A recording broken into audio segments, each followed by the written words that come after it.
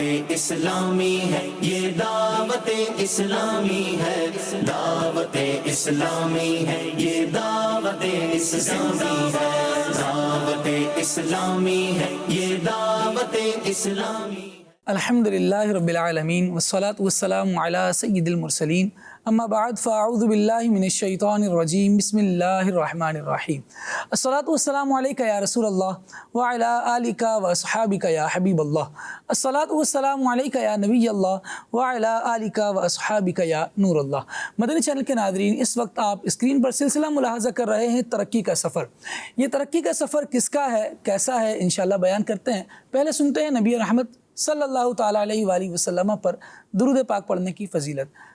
عظیم محدث حضرت سیدنا امام ابو زرعہ رضی اللہ تعالیٰ عنہ، ان کے انتقال کے بعد کسی نے خواب میں ان کو دیکھا تو پوچھا کہ اللہ تبارک و تعالیٰ نے آپ کے ساتھ کیا معاملہ فرمایا، بڑا انعام و اکرام آپ پر دیکھا۔ حال یہ تھا کہ آپ فرشتوں کی امامت کروا رہے ہیں، انہیں نماز پڑھا رہے ہیں۔ تو سوال کرنے والے نے پوچھا کہ اتنا عظیم مقام، ایسا بلند مرتبہ کیسے نصیب ہوا؟ تو جواب دیا کہ الحمدللہ میں اپنے ہاتھ سے نبی کریم صلی اللہ تعالیٰ علیہ وآلہ وسلم کی احادیث لکھا کرتا تھا، اور ہاتھ سے میں نے 10 لاکھ احادیث لکھی۔ اس دوران نبی پاک صلی اللہ تعالیٰ علیہ وآلہ وسلم پر ہر حدیث میں درود پاک بھی پڑھتا تھا، اور نبی رحمت شفیع امت صلی اللہ تعالیٰ علیہ وآلہ وسلم کا فرمان عالی شان ہے کہ جو مسلمان ایک مرتبہ مجھ پر درود شریف پڑھتا ہے تو اللہ پاک اس پر 10 رحمتیں نازل فرماتا ہے۔ صلو علی الحبیب صلی اللہ تعالی علی محمد صلی اللہ تعالی علیہ وآلہ وسلم۔ مدنی چینل کے ناظرین، آج بات ہونی ہے دعوت اسلامی کے ایک عظیم شعبے جامعۃ المدینہ کے ترقی کے سفر کی۔ الحمدللہ عز و جل مدنی چینل پر اسکرینز پر آپ مختلف سلسلے ملاحظہ کر رہے ہیں۔ ان میں بتایا جا رہا ہے کہ دعوت اسلامی کے جامعۃ المدینہ کو الحمدللہ عز و جل 25 سال مکمل ہو چکے۔ سلور جوبلی منائی جا رہی ہے، اور ان 25 سالوں میں دعوت اسلامی نے کس طرح کام کیا، جامعۃ المدینہ میں کیا کیا کام ہوتا رہا، کیا کیا کاوشیں ہوتی رہیں، الحمدللہ مختلف سلسلوں کے ذریعے سے اس بات کو بیان بھی کیا جا رہا ہے۔ یہاں سے فارغ التحصیل ہونے والے علماء کس طرح کن کن شعبہ جات میں اپنی خدمات پیش کر رہے ہیں، ان چیزوں کو بھی بیان کیا جا رہا ہے، اور اسی سلسلے کی ایک کڑی یہ ترقی کا سفر سلسلہ بھی ہے۔ الحمدللہ ہمارے ساتھ سلسلے میں دعوت اسلامی کی مرکزی مجلس شورا کے رکن مولانا اسد مدنی دامت برکاتہم العالیہ تشریف فرما ہے۔ آپ جامعۃ المدینہ کے نگران بھی ہیں، اس شعبے کے رکن شورا بھی ہیں، اور الحمدللہ بڑی ڈیٹیل کے ساتھ آپ مختلف سلسلوں میں آپ نے ملاحظہ کیا ہوگا کہ آپ گفتگو فرما رہے ہیں، اور جامعۃ المدینہ کس طرح سے زندگی کے مختلف شعبوں میں یہاں سے فارغ ہونے والے طلباء علماء اپنے کام کر رہے ہیں، کیا کارکردگی ہے، الحمدللہ یہ سب بیان کیا جا رہا ہے۔ رکن شورا کی طرف آگے بڑھیں گے۔ السلام علیکم ورحمۃ اللہ وبرکاتہ۔ وعلیکم السلام ورحمۃ اللہ وبرکاتہ۔ اللہ کریم آپ کو سلامت رکھے، برکتیں عطا فرمائے۔ سیدی ترقی کا سفر اور سلور جوبلی، یعنی 25 سال ہوئے الحمدللہ ان شعبہ جات کو ہمارے، اور دعوت اسلامی کے بالخصوص شعبہ جامعۃ المدینہ کو، اور ان 25 سالوں میں 1122 برانچز، بہت تیزی کے ساتھ یہ اتنے سارے مدارس، اتنے سارے جامعات کس طرح ہوا، اور اس کے پیچھے آپ کیا فرمائیں گے کہ محرکات کیا تھے، اسباب کیا رہے؟ آپ نے مدارس اور جامعات دونوں کا ذکر کیا۔ صرف جامعات 1122۔ دعوت اسلامی کے مدنی ماحول میں جو حفظ و ناظرہ کے ادارے ہیں انہیں مدرسۃ المدینہ کہا جاتا ہے، اور جو عالم کورس درس نامی کے ادارے ہیں انہیں جامعۃ المدینہ کہا جاتا ہے۔ تو یہ سلور جوبلی جو ہے یہ جامعۃ المدینہ کی ہے۔ مدرسۃ المدینہ کی تعداد اگر شامل کریں نا تو وہ تو کئی گنا مزید بڑھ جائے گی۔ سبحان اللہ۔ یہ 5000 سے زائد حفظ و ناظرہ کے ادارے الحمدللہ دعوت اسلامی کے چل رہے ہیں، ماشاءاللہ، اور ان میں پڑھنے والوں کی تعداد وہ بھی ڈھیروں ڈھیر ہے، بے شک۔ جو پڑھ کر فارغ ہو چکے، حفظ مکمل کر کے، ناظرہ مکمل کر کے، ان کی تعداد بھی اللہ کا فضل ہے، وہ بھی کافی ساری تعداد ہے۔ تو یہ سلور جوبلی جامعۃ المدینہ کی ہے۔ جامعۃ المدینہ کو الحمدللہ 25 سال پورے ہو چکے۔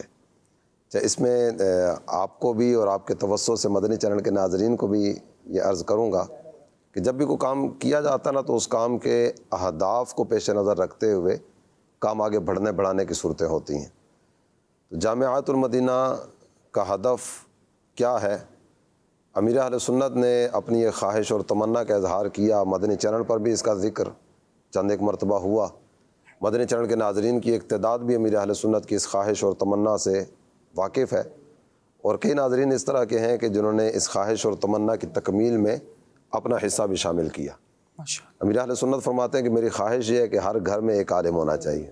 بے شک، جب ہر گھر میں ایک عالم تیار کرنا، یہ ہم اپنا ایک ہدف لے چکے ہیں نا، صحیح، کیونکہ آپ کہہ سکتے ہیں کہ اس عشق و مستی کے قافلے کے امیر اہل سنت ہیں۔ بے شک، تو جب امیر اہل سنت کی طرف سے اپنی خواہش کا اظہار کر دیا گیا کہ ہر گھر میں ایک عالم ہونا چاہیے، تو اس کے لیے پھر جگہ جگہ جامعات المدینہ کا قیام ضروری تھا صحیح، کہ جو بھی اپنا بچہ عالم بنانا چاہے تو اس کو ادارہ تو قریب ملے صحیح، کہ وہ اپنے گھر کے قریب ہی جامعات المدینہ میں اپنے بچے کو داخل کروائے اور اپنی نظروں کے سامنے اس کی تربیت کے اور دیگر معاملات کو بھی دیکھتا چلا جائے۔ صحیح، تو ایک تو پاکستان میں جامعات المدینہ تقریباً اگر کہا جائے نا کہ پاکستان کے تمام نمایاں شہروں میں جامعات المدینہ ہوگا، ماشاءاللہ، یہاں تک کہ شہروں سے نکل کر اب کئی دیہاتی ایریاز بھی اس طرح کے ہیں کہ جہاں جامعات المدینہ قائم ہونا شروع ہو چکے اور کئی جگہوں پر قائم ہے الحمدللہ۔ الحمدللہ، اور اب تو یہ کافی وقت سے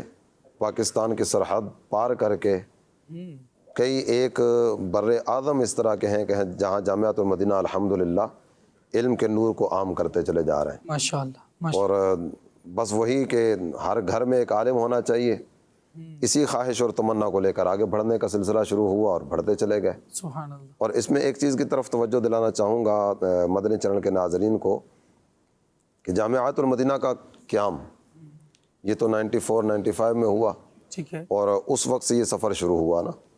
ابتدائی 5-6 سال کی اگر کارکردگی ہم دیکھتے ہیں نا، تو ابتدائی 5-6 سالوں میں یعنی 2000 تک، سن 2000 تک صحیح، تقریباً 12 جامعات المدینہ قائم ہوئے تھے، ماشاءاللہ، اور اس کے بعد جو تیزی کا سفر شروع ہوا نا پھر بوسٹ لگ وہ اپنی مثال آپ ہے۔ ماشاءاللہ، اور اس میں میں یہ سمجھتا ہوں کہ اہم ترین کردار امیر اہل سنت، جو کہ آپ اللہ تعالیٰ جل جلالہ کی عطا سے فہیم بھی ہیں، ذہین بھی ہیں، حکیم بھی ہیں، نباز قوم بھی ہیں، آپ نے دعوت اسلامی کو تا دیر قائم رکھنے کے لیے اس کی ایک شورا بنائی۔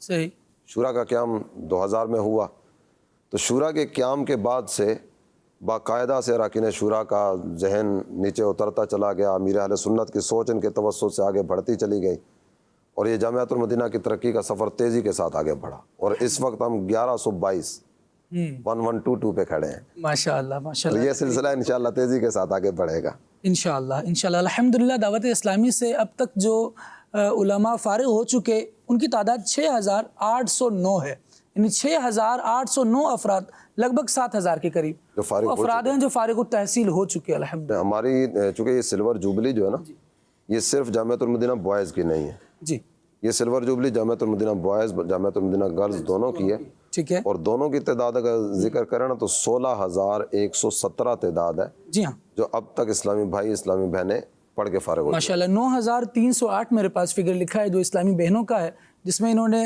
وہ اسلامی بہنیں شامل ہیں جنہوں نے درس نظامی بھی مکمل کیا اور فیضان شریعت کورس بھی کیا، تو الحمدللہ لگ بھگ 16000 کے قریب یہ تعداد پہنچتی ہے جو الحمدللہ دعوت اسلامی کے جامعات سے فارغ التحصیل ہو چکے۔ یہاں پر حضور میں ایک سوال یہ بھی کرنا چاہوں گا کہ جامعات المدینہ سے علماء پڑھ رہے ہیں ماشاءاللہ اور فارغ التحصیل ہو رہے ہیں، تو اس کی کچھ خصوصیات بھی ارشاد فرمائیں کہ جامعات المدینہ سے پڑھنے والوں میں کیسی خصوصیات ہیں؟ امیر اہل سنت کی ذات سب کے سامنے ہے۔ انشاءاللہ، جامعات المدینہ چونکہ امیر اہل سنت کی سوچ ہی کو لے کر آگے بڑھ رہا ہے، اور امیر اہل سنت کی خواہش اور تمنا یہ علم کے ساتھ ساتھ عمل کی طرف طلباء کرام کو مائل کرنا اور اس سفر کو لے کر آگے بڑھنا ہے۔ ٹھیک، تو دعوت اسلامی کے جامعات المدینہ کی نمایاں خصوصیات میں دونوں چیزیں شامل ہیں، علم بھی ہے، عمل بھی ہے، ماشاءاللہ، زہد بھی ہے، تقویٰ بھی ہے، پرہیزگاری بھی ہے۔ ہمارے طلباء کرام کو جو ذہن دیا جاتا ہے، جو سوچ دی جاتی ہے، وہ سوچ اگر یہ کہوں کہ مدنی مذاکروں کی صورت میں ہمارے ناظرین بھی دیکھ سن رہے ہوتے ہیں، الحمدللہ جامعات المدینہ کے طلباء کرام میں تہجد پڑھنے والے بھی آپ کو ملیں گے، پیر شریف کا اور اس کے علاوہ دیگر ایام کا روزہ رکھنے والے بھی ملیں گے، تلاوت قرآن کرنے والوں کی کارکردگی کا اگر ذکر کریں تو کچھ وقت پہلے مدنی چینل پر بھی مدنی مذاکروں میں تلاوت کرنے والوں کی کارکردگی شیئر ہوتی رہی۔ ایسے طلباء کرام بھی تھے کہ جو روزانہ ایک منزل تلاوت کرتے رہے۔ ماشاءاللہ، ایک منزل کا مطلب یہ ہے کہ ہفتے کے 7 دنوں میں ایک ختم قرآن، ماہانہ 4 ختم قرآن، سبحان اللہ، واہ، اور کئی اس طرح کے ہیں کہ جن کا ایک کافی عرصے سے معمول ہے بکثرت تلاوت قرآن کرنے کا۔ ماشاء اللہ۔ یا درود پاک کے اعتبار سے دیکھیں تو درود پاک میں بھی الحمدللہ طلبہ کرام کی نمایاں کارکردگی آتی۔ مطالعے کے اعتبار سے اگر دیکھیں تو کثیر کتب کا مطالعہ کرنے والے طلبہ کرام بھی موجود ہیں، اور اس کے علاوہ کئی چیزیں اس طرح کی ہیں کہ جن کا وقتاً فوقتاً مسلسل ذہن سازی کا سلسلہ جاری رہتا ہے۔ ماشاء اللہ۔ امیر اہل سنت کی طرف سے نیک اعمال کی ترغیب دلائی گئی، ذہن دیا گیا، نیک اعمال کا رسالہ ہمارے ہاتھوں میں آیا، تو طلبہ کرام کی ایک تعداد ہے جو نیک اعمال میں بھی کوشاں نظر آتی ہے۔ الحمدللہ۔ تو یوں جامعۃ المدینہ میں علم کے ساتھ ساتھ عملی اعتبار سے بھی کئی ایک چیزیں ہیں جو نمایاں طور پر دیکھی جا سکتے ہیں۔ الحمدللہ الحمدللہ، اور یقیناً یہ امیر علیہ سنت دامت برکاتہم العالیہ کی تربیت کا فیضان ہے کہ آپ اس طرح مدنی مذاکروں میں بھی اصلاح فرما رہے ہیں، اور اسی دوران مدنی چینل کے ناظرین الحمدللہ ہمیں دعوت اسلامی کے بہت پیاری شخصیت مفتی اہل سنت مفتی علی اصغر صاحب نے جوائن کیا ہے۔ ماشاءاللہ، مرحبا کہتے ہیں سرکار آپ کو، اللہ کریم برکت عطا فرمائے۔ آپ مدنی چینل پر مختلف سلسلوں میں الحمدللہ مفتی صاحب کی زیارت کرتے ہیں، علم دین ان سے سیکھتے ہیں۔ حضور میں یہ چاہوں گا کہ جامعۃ المدینہ کی سلور جبلی کے حوالے سے گفتگو ہماری جاری ہے۔ ایک عالم دین معاشرے کے لیے کس قدر اہم ہے، کیا کردار اس میں ادا کر سکتا ہے؟ الحمدللہ رب العالمین والصلاة والسلام علی سید الانبیاء والمرسلین، اما بعد فاعوذ باللہ من الشیطان الرجیم، بسم اللہ الرحمن الرحیم۔ دیکھیے، ایک عالم دین جو ہے اس کو ہمیں کم از کم 3 زاویوں سے دیکھنا پڑے گا۔ ایک عالم دین وہ ہے کہ جو عوام الناس کی ضروریات پوری کرتا ہے، صحیح۔ لوگوں کے نماز روزے کے مسائل، ضروریات زندگی کے مسائل، نکاح طلاق، حلال حرام، معاشرے کے لوگوں کو محتاجی ہوتی ہے علماء سے پوچھنے کی، صحیح۔ تو علماء علم حاصل کر کے قرآن و حدیث کی جو تعلیمات ہیں وہ لوگوں تک پہنچاتے ہیں۔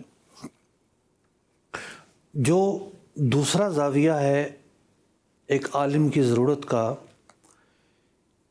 وہ ہے کہ ایک عالم دین مدرسے میں بیٹھ کر پڑھائے، کیونکہ اس نے جتنا مرضی علم حاصل کر لیا ہو ایک دن اس کو دنیا سے چلا جانا ہے۔ صحیح۔ بھلے کتنی کتابیں لکھ دیں، ان کتابوں کو سمجھے گا کون؟ جو کتابیں آج تک لکھی گئیں ان کو سمجھنے کے لیے استاد کی ضرورت ہوتی ہے۔ بالکل ایسا۔ اور ہوتا یہ ہے کہ ایک شخص جب پڑھ کر فارغ ہوتا ہے تو وہ کتابیں اس کے لیے بھی مشکل ہوتی ہیں۔ پڑھا کر جب 15-20 سال ہوتے ہیں تو رسوخ حاصل ہوتا ہے۔ صحیح۔ پھر یہ جب طلباء کو پڑھاتا ہے تو بڑا واضح ویژن کے ساتھ پڑھاتا ہے، عبارت میں کچھ شبہ نہیں ہوتا، معنی میں کچھ شبہ نہیں ہوتا، اس کا ایک جملہ طالب علم کے لیے سارے دریچے کھول دیتا ہے۔ جو بھی کنٹینٹ اور جو بھی کتاب ہوتی ہے وہ یہ حل کرتا ہے، صحیح۔ افراد تیار کرتا ہے۔ بطور مدرس ایک عالم دین کی جو ضرورت ہے اس کا ایک کلیدی کردار ہے۔ معاشرے کے لیے جتنے بھی علماء پیدا ہوں گے وہ امامت کروائیں، وہ کسی جگہ تصنیف و تالیف دیں، وہ افتاء میں جا کر بیٹھیں، کسی بھی شعبے میں جائیں بطور عالم دین، اس استاد کا کردار سب سے اہم ہے۔ یہ جتنا مضبوط ہوگا، جتنا زیادہ اس کا مطالعہ ہوگا، اس کا رسوخ ہوگا، پروڈکٹ اسی اعتبار سے بہتر تیار ہوگی۔ ٹھیک۔ تو دوسرا پہلو یا دوسرا زاویہ یہ ہے کہ ایک عالم دین مدرسے میں بیٹھ کر طلباء کو تیار کرتا ہے، اور سینہ بہ سینہ جو علم چلتا ہوا آ رہا ہے، اگرچہ کہ کتابیں آ چکی ہیں لیکن جو ایک روح ہے ان کتابوں کی یہ سینوں میں ہوتی ہے، صحیح۔ ورنہ تو ہر شخص کتاب پڑھ کر عالم بن جائے۔ تو ضرورت اس بات کی ہوتی ہے کہ وہ جو روح ہے اس علم و فن کی وہ سینے سے نکل کر دوسرے سینے میں منتقل ہو، یہ فریضہ وہ انجام دے رہا ہوتا ہے۔ تیسرا فریضہ جس کو عام طور پر بیان نہیں کیا جاتا، یا تیسرا جو زاویہ ہے، دیکھیے سلطنت اسلامیہ سب سے پہلے تو مدینہ منورہ میں نبی اکرم علیہ الصلوۃ والسلام خود حاکم بھی تھے، قاضی بھی تھے، سپہ سالار بھی تھے، ساری جہتوں میں آپ ہی تھے، آپ سے بڑھ کر کون ہو سکتا ہے؟ تو اس کے بعد جو ہے وہ خلفاء راشدین خود قاضی بنتے رہے، صحیح۔ اور خلفاء راشدین کے زمانے میں قاضی بھی مقرر ہوئے، قاضی شرع بڑے مشہور ہیں، حضرت علی المرتضیٰ رضی اللہ تعالیٰ عنہ کے دور میں تھے۔ تو ریاست کو بھی ایک عالم کی ضرورت ہوتی ہے، اسلامی ریاست کو۔ ٹھیک ہے، آپ آگے چلے جائیں، یعنی بنو امیہ کا زمانہ آتا ہے، بنو عباس کا زمانہ آتا ہے، سلجوقی زمانہ آتا ہے، پھر روم کی طرف اگر ہم آئیں تو سلطنت عثمانیہ قائم ہوتی ہے۔ سلطنت عثمانیہ میں پورا ایک ٹائٹل ہوا کرتا تھا شیخ الاسلام کا، یعنی اپنے دور کا جو سب سے بڑا مفتی اعظم ہوگا اسے وہ شیخ الاسلام کہا کرتے تھے، صحیح۔ ایک ٹائٹل تھا۔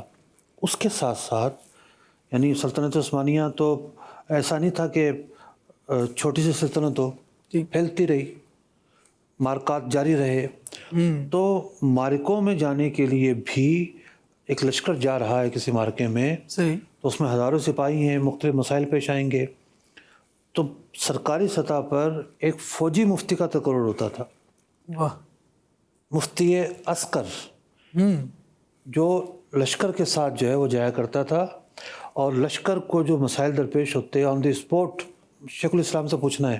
ٹھیک ہے، وہ تو مارکے میں وہاں بھی ایک عالم دین موجود ہے، اس سے وہ رہنمائی حاصل کریں گے۔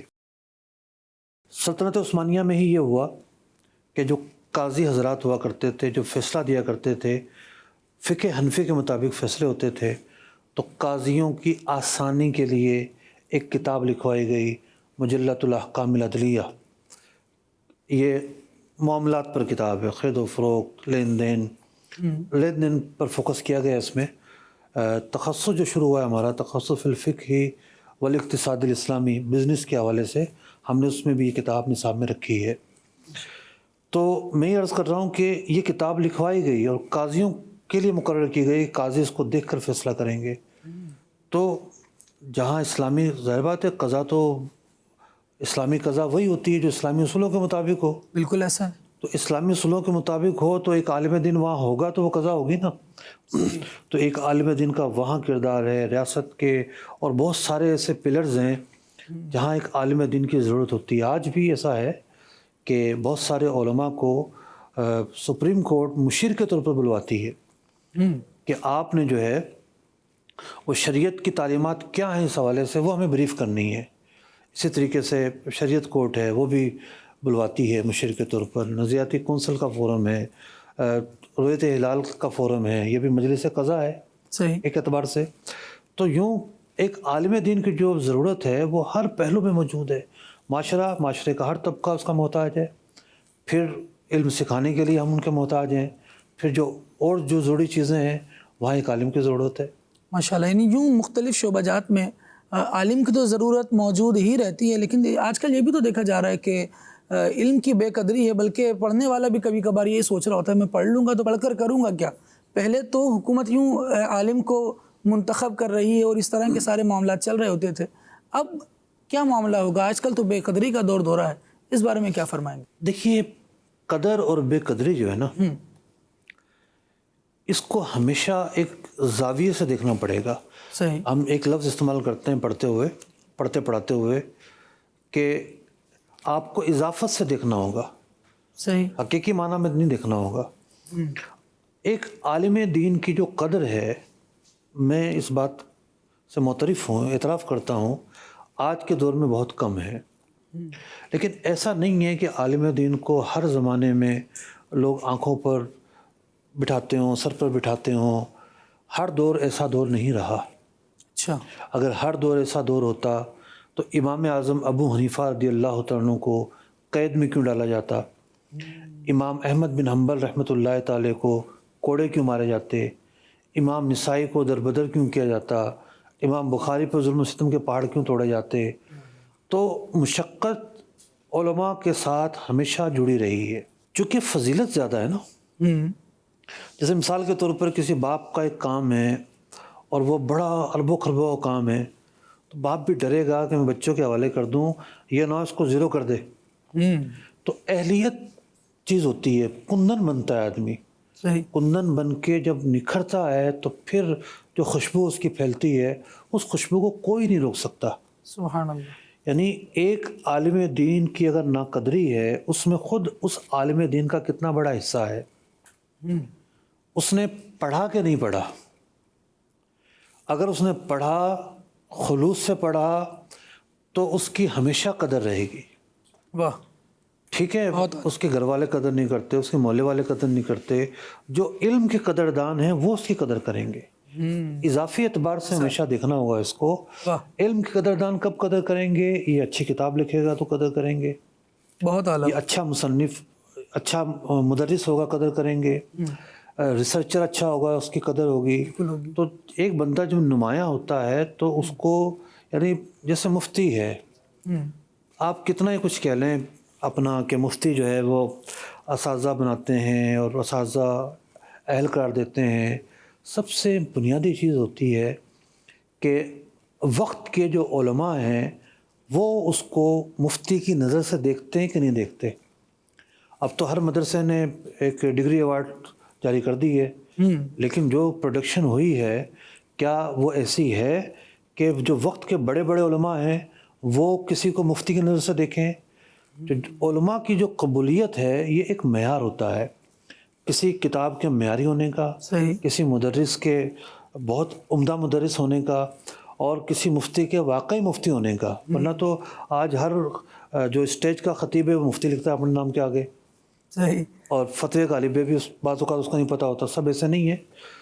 تو کہنے کا مقصد یہ ہے کہ صرف ہم اسی کو روتے رہے کہ ناقدری ہے، یہ مسئلے کا حل نہیں ہے۔ صحیح ہے، آپ کو خود محنت کرنا پڑے گی۔ وہ مسلم شریف میں کسی بزرگ کا قول لکھا ہوا ہے، لا یستطاع العلم براحت الجسم، کہ جسم کو راحت دے کر علم حاصل نہیں کیا جا سکتا۔ اللہ اکبر۔ تو مشقت، منزل کا تعین، مشقت، اور پھر جہد مسلسل، مطلب مسلنے کی کوشش تو ہر وقت ہوتی ہے، جلد سے بھی ہوتی ہے۔ آپ جس کے ساتھ پڑھ رہے ہیں، جب آپ آگے آئے وہ پیچھے رہ گیا، وہ آپ کا ساتھی آپ سے جلسی کرے گا، کوئی اور بھی آپ سے جلسی کر سکتا ہے، ایک ادھر سے ٹانگ کھینچے گا، ایک وہاں سے کھینچے گا، یہ ہر جگہ جاری رہتی ہے۔ علم کے اندر حسد نہ ہو یہ ہو ہی نہیں سکتا، اللہ کل ذی نعمت محسود، محسود، لیکن خلوص ضروری ہے۔ اب ایک آدمی جھگڑالو طبیعت کا مالک بنے یا اپنے کام سے کام رکھے، صحیح، اس کی مرضی ہے۔ خلوص جب ہوگا بندہ آگے بڑھتا چلا جائے گا۔ یہ مت کہیے کہ ناقدری ہے ناقدری۔ مسجد والے ایک کتنا ہی بڑا مدرس ہو اس کو ایک عام سا امام سمجھیں گے، صحیح، تو اس کو اگنور کرنا پڑے گا کہ بھائی مجھے نماز پڑھانے کا موقع دیا ہوا نا کافی ہے۔ صحیح، اب یہ کہیں کہ میں شیخ الحدیث ہوں اور وہ جو مسند پہ میری عزت ہوتی ہے، طلبہ ہاتھ چومے بغیر جاتے نہیں ہیں، ہر نمازی وہی کام کرے، یہ نہیں ہوگا۔ بڑے بڑے اولیاء اور قطب ہیں، گدڑی کے لال ہوتے ہیں، اللہ اکبر، ٹھیک ہے نا، وہ اگر یہ سوچنا شروع کر دیں، بلکہ ان کے تو یعنی منہج میں یہ بات شامل ہوتی ہے چھپانا ہے اپنے آپ کو، اللہ اور لوگوں میں عام سا آدمی بن کر رہنا ہے، اللہ اکبر، تو یہ معیارات نہیں ہوتے۔ اصل میں معیارات یہ ہوتے ہیں، خدمت علم سے معیار بڑھے گا، قدر بڑھے گی، بہت اور وہ بھی اللہ کی رضا کے لیے کرنی ہے۔ ماشاء اللہ، خلوص صاحب اس میں للہ۔ ایک چیز اور بھی ہے ارشاد، کہ ہیرے کی جو قدر ہے، یہ اگر بازار میں فٹ پاتھ پہ بیٹھ کے جوتا پالش کرنے والے سے آپ پوچھیں تو اس کی نظر میں تو کوئی اس کی اہمیت ہی نہیں ہے، وہ تو جانتے ہی نہیں ہیں ہیرا کیا ہے، اس کی کوالٹی کیا ہے، اس کا معیار کیا ہے، اس کی قیمت کیا ہے، یہ تو جوہر ہی جانتا ہے نا۔ سبحان اللہ، جو قدر والے ہیں وہی قدر کریں گے۔ ماشاء اللہ۔ تو قدر والے قدر کریں گے، جس کے پاس علم ہوگا، علم شناس ہوگا، وہ مردم شناس بھی ہوگا اور جانے گا کہ کون شخص کس طرح کیا کوالٹی رکھتا ہے۔ مفتی صاحب نے ایک لفظ استعمال کیا، کندن بنانے والا، کہ کندن بنے گا تو پھر ابھر کر گویا سامنے بھی آئے گا۔ تو دعوت اسلامی کے جامعات میں ہم دیکھتے ہیں کہ بلکہ پوری ہی تنظیم میں، لیکن بالخصوص جامعۃ المدینہ کی اگر ہم بات کریں تو دو چیزیں ہیں، ایک ہے نیک اعمال اور دوسرے ہیں مدنی قافلے۔ تو مدنی قافلے یہ بھی تو طلباء کو سفر کرنا پڑتا ہے اور اس سے بھی بہت سارے سیکھنے کے مواقع ہوں گے۔ کیا فرماتے ہیں کہ مدنی قافلوں میں طلباء کو کیا سیکھنے کو ملتا ہے اور طلباء کی اس شعبے کے لیے کیا خدمات؟ اس میں تھوڑا سا اور مفتی صاحب کی جو پیچھے والی بات تھی نا، اسی پر ایک چیز میں مزید عرض کرنا چاہوں گا۔ بالکل، ارشاد۔ تو علماء کی ذمہ داریاں، اس تعلق سے ہماری کچھ گفتگو ہو رہی تھی، وہ امیر اہل سنت کی ذات ذہن میں آ رہی تھی نا۔ سبحان اللہ۔ امیر اہل سنت نے جو کام کیا، جس انداز میں کیا، وہ آج سب کے سامنے ہے۔ عام طور پر کئی نظارے اس طرح کے عوام کے سامنے آتے ہوں گے، محلے میں کوئی انجمن بنتی ہے یا کوئی تنظیم بنائی جاتی ہے تو اس کے لیے افراد ہائر کیے جاتے ہیں، لیکن امیر اہل سنت نے جو بھی کام کیا نا، تقریباً آپ دیکھیں گے تو آپ کی اپنی پروڈکٹ ہے۔ دعوت اسلامی کا اپنا تیار شدہ مال ہے۔ ماشاء اللہ۔ اگر آپ دعوت اسلامی کے مساجد دیکھیں تو ائمہ کرام تقریباً وہ ہیں جو دعوت اسلامی کے اپنے اداروں کے پڑھے ہوئے ہیں۔ الحمدللہ۔ جامعات المدینہ کو دیکھیں تو جامعات المدینہ میں وہ افراد ہیں جو دعوت اسلامی کے اپنے اداروں سے پڑھ کے فارغ ہوئے، اور اس وقت ماشاءاللہ مفتی صاحب کی طرف آپ کا روئے سخن تھا۔ اللہ۔ مفتی صاحب بھی جامعۃ المدینہ کی پروڈکٹ ہیں۔ الحمدللہ۔ اللہ تعالیٰ جل جلالہ کا فضل و کرم ہے، امیر اہل سنت کی نگاہ عنایت ہے کہ یہ سلسلہ اس انداز میں تیزی کے ساتھ آگے بڑھتا چلا گیا۔ اللہ۔ ایک وقت تھا کہ اجتماعات میں بیانات صرف امیر اہل سنت فرماتے تھے، اور آج اگر دیکھیں تو سینکڑوں مقامات پر ملک بیرون ملک اجتماعات ہو رہے ہیں، مبلغ باہر سے کو ہائر نہیں کرنا پڑتا، وہ سارے کے سارے مبلغ دعوت اسلامی والے۔ کتنی بڑی فراست ہے میرے سنت کی کہ اس دور میں ہم لوگ اجتماع میں شرکت کرتے تھے تو ہر اجتماع میں میرے سن ذہن دیا کرتے تھے کہ بھئی میں نہ ہوں تو یہ مطلب نہیں ہے کہ آپ کو بیان کے لیے سننے کے لیے نہیں آنا، اجتماع میں نہیں آنا، میری وجہ سے مت آیا کرو۔ آج ہم دیکھتے ہیں کہ بہت سارے سیاسی اور مذہبی بہت سارے طریقے ہوتی ہیں، مائک چھوڑنا آسان نہیں ہوتا، اسٹیج چھوڑنا آسان نہیں ہوتا، اور سب سے بڑھ کر اختیارات چھوڑنا آسان نہیں ہوتا۔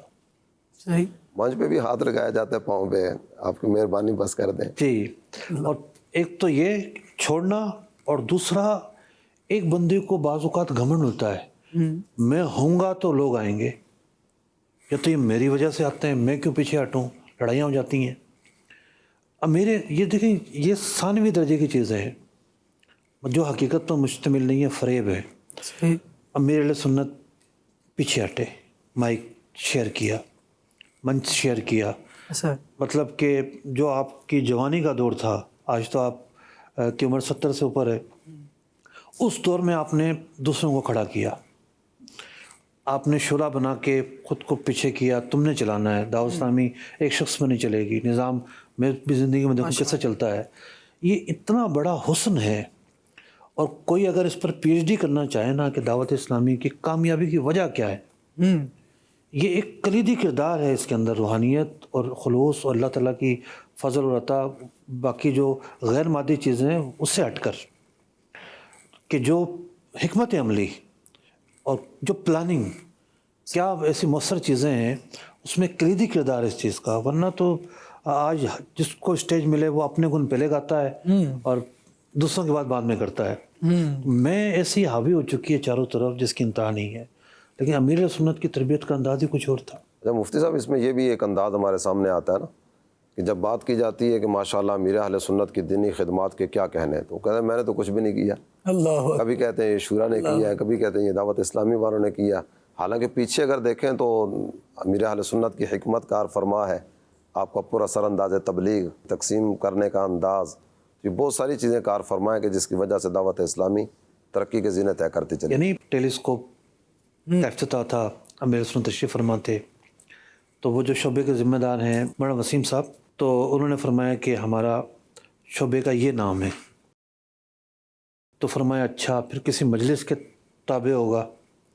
میرے ذہن میں بھی یہ فرق مستحضر نہیں تھا کہ شعبہ کا ہے تو کسی مجلس کے تابع ہوگا، مجلس کون سی ہے، تو ایک ایک چیز آج بھی جو ہے نا وہ پورے فارمیٹ سے لے کے چل رہے ہوتے ہیں۔ ماشاءاللہ، اللہ کریم۔ ہمارے پروگرام کا عنوان ترقی کا سفر ہے نا، تو ترقی کی راہ میں کس کس انداز میں یہ اسباب بنتے چلے گئے اور سلسلہ سفر کا آگے بڑھتا چلا گیا۔ ماشاءاللہ امیر علیہ سنت دامت برکاتہم العالیہ کی عاجزی اور اس طرح کے جو پہلو ہیں ان کو دیکھا جائے تو وہ بزرگان دین کی یاد دلاتے ہیں۔ جس طرح امام غزالی رحمۃ اللہ تعالیٰ علیہ خود بحر العلوم ہیں اور مانے ہوئے عالم دین ہیں، شرق و غرب میں آپ کا شہرہ ہے، ہر جگہ آپ کی کتابیں پڑھی جا رہی ہیں، لیکن آپ فرماتے ہیں کہ ہم نے علم دین حاصل کر کے یہ جانا ہے کہ اب تک ہم نے کچھ نہیں جانا، اب جاننے کا سفر جاری رکھنا ہے۔ تو یہ وہ افراد ہیں جو کام کرنے کے بعد یہ کہتے ہیں کہ ہم نے کیا کیا، یعنی لوگ اپنا سر آگے کر رہے ہوتے ہیں صحرے کے لیے، امیر علیہ سنت دامت برکاتہم العالیہ صحرا سروں پر سجانے کے لیے سر بنا رہے ہیں، تیار کر رہے ہیں، اور افراد ماشاءاللہ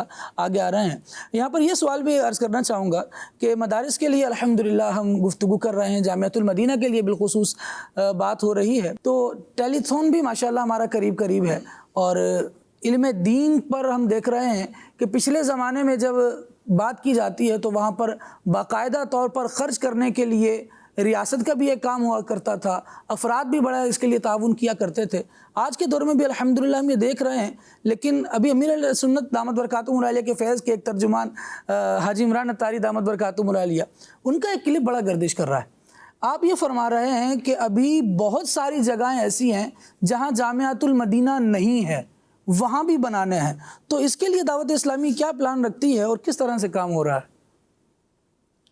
الحمدللہ پاکستان کا جس طرح میں نے عرض کیا نا، پاکستان کے تقریباً شہروں میں تو جامعۃ المدینہ قائم ہوئے، صحیح، لیکن آبادی کے اعتبار سے اگر دیکھیں تو ہماری آبادی کی غالب اکثریت وہ ہے جو دیہاتی ایریاز میں رہتی ہے۔ صحیح، اب بھی اگر دیکھیں تو میرا خیال ہے 60 سے 70% آبادی وہ ہوگی جو دیہاتی ایریاز میں ہے۔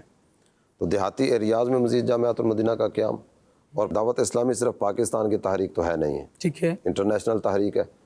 تو مزید آگے جو دیگر ممالک ہیں، ویسے تو کئی ایک ممالک میں الحمدللہ جامعۃ المدینہ کا قیام بھی ہوا، اور جامعۃ المدینہ کا جو آخری ہمارا فائنل ایئر کا کلاس ہوتی ہے دورہ حدیث شریف، یہ نیپال میں بھی ہے، انڈیا میں بھی ہے، ماشاءاللہ، یو کے میں بھی ہے، ماشاءاللہ، ساؤتھ افریقہ میں بھی ہے، بنگلہ دیش میں بھی ہے۔ اس کے علاوہ بھی کئی ممالک اس طرح کے ہیں، موریشس میں ہماری کلاس الحمدللہ فارغ ہو چکی، کئی اور ممالک بھی ہیں جو یوں تیزی کے ساتھ آگے بڑھتے چلے آ رہے ہیں۔ لیکن جہاں تک ہم پہنچے ہیں، وہ جو ہدف ہے، جس طرح ابتدا میں بات ہو رہی تھی کہ ہر گھر میں ایک عالم ہونا چاہیے، اس ہدف کے اعتبار سے دیکھیں نا تو ستاروں سے آگے جہاں اور بھی ابھی بہت سارے ایریاز ایسے ہیں کہ جہاں جامعۃ المدینہ کا قیام ناگزیر ہے۔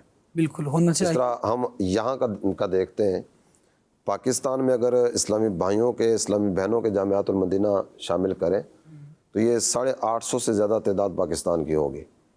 جب بنگلہ دیش اور پاکستان کو اگر دیکھیں آبادی کے اعتبار سے، تو آبادی کے اعتبار سے تو دونوں قریب قریب ہیں، تو اگر 850 یہاں ہیں تو اتنی تعداد کم از کم بنگلہ دیش میں بھی تو ہونی چاہیے۔ اسی طرح دیگر کئی ممالک ہیں جو اسلامی ممالک ہیں، اور وہاں علم دین کے اعتبار سے بھی بہت زیادہ حاجت باقی ہے۔ تو اس کے پیش نظر نگران شورا ذکر فرماتے رہتے ہیں کہ ابھی بہت سارا سفر باقی ہے، بہت سارا باقی ہے، اور بہت سارا کیسے ہوگا؟ مفتی صاحب اگر اس پر کوئی آپ ارشاد فرمائیں کہ ٹیلی تھون میں اگر طلباء علم دین کے لیے کوئی کاوشیں کر رہے ہیں اور اس کے لیے خرچ کرے، اس کے لیے احتیاط اپنے کچھ ملائے کہ ہمارے جامعات بنے، مدارس بنے، کیونکہ مدارس کی اہمیت سے تو انکار تو نہیں کیا جا سکتا، اور آج کے دور میں پھر یہ تعمیر کیسے ہوں گے، بنیں گے کیسے؟ دیکھیے، نیکی اور بر کے بہت سارے کام ہوتے ہیں۔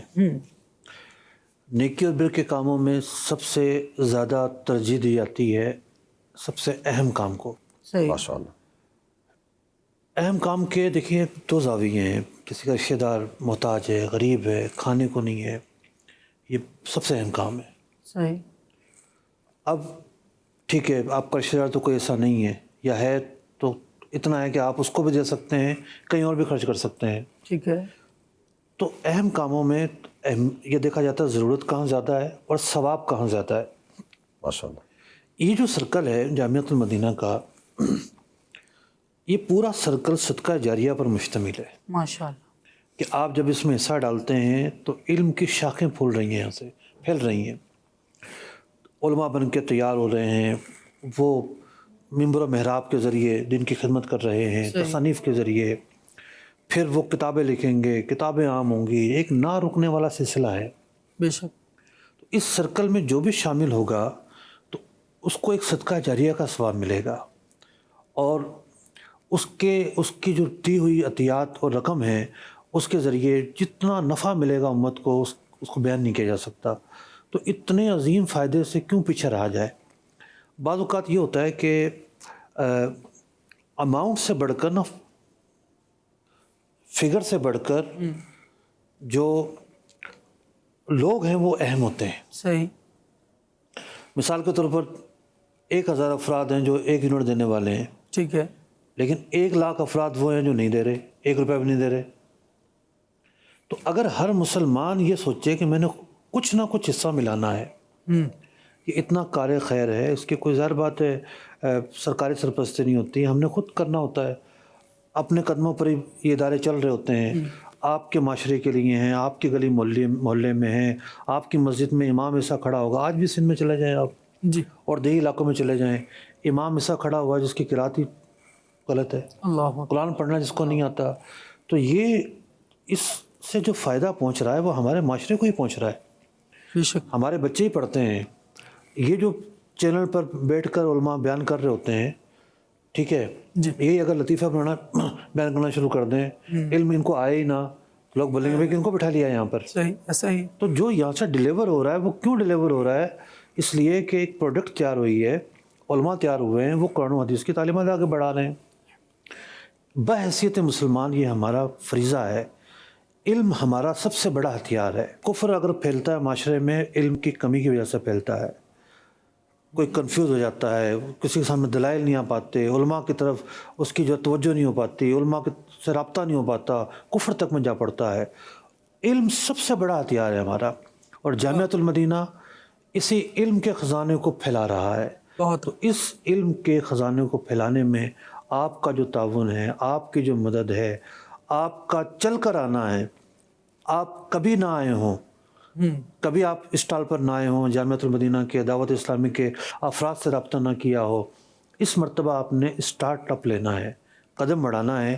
بھلے آپ 500 روپے ملائیں, 100 روپے ملائیں, لیکن آپ کا شمار ان لوگوں میں نہ ہو کہ جنہوں نے اس خیر اور برکت میں حصہ نہیں ملایا, بلکہ آپ نے ملانا ہے. انشاءاللہ جامعۃ المدینہ کے لیے آگے آئیے اور علم کی شمع بھی جلائیے. بلکہ استاد صاحب نے تو ارشاد فرمایا کہ علم کے خزانے سے حصے میں جو ہیں آپ شامل ہو جائیے. اللہ رب العالمین کی بارگاہ میں دعا کرتے ہیں مالک کریم ہمیں اپنے اداروں کو مضبوط کرنے کے لیے بڑھ چڑھ کر تعاون کرنے کی توفیق عطا فرمائے, علم دین سیکھنے اور سکھانے والا بنائے. آمین بجاہ النبی الامین صلی اللہ تعالی علیہ وسلم. صلو علی الحبیب صلی اللہ علی محمد صلی اللہ علیہ وآلہ. دعوت اسلامی ہے یہ, دعوت اسلامی ہے, دعوت اسلامی ہے یہ, دعوت اسلامی ہے, دعوت اسلامی ہے یہ, دعوت اسلامی.